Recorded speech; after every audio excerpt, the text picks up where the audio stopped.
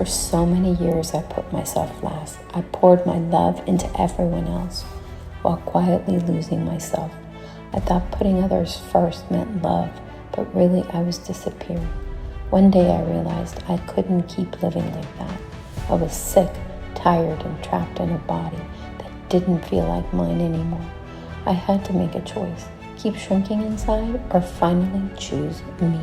So I did. I chose me. I chose to eat the foods that heal my body, that nourish my body, treat myself with the same care as I did everyone else. Slowly, the disease lifted, the weight lifted. I let go of the old version of me, the one who doubted, hid, and settled. And in her place, I built someone new, stronger, lighter, freer.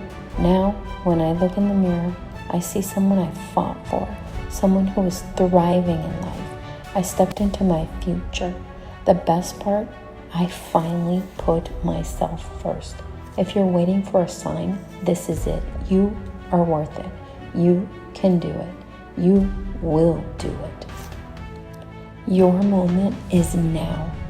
You can start living and thriving, not just existing. We share our health journey to inspire you to start your own. Join us.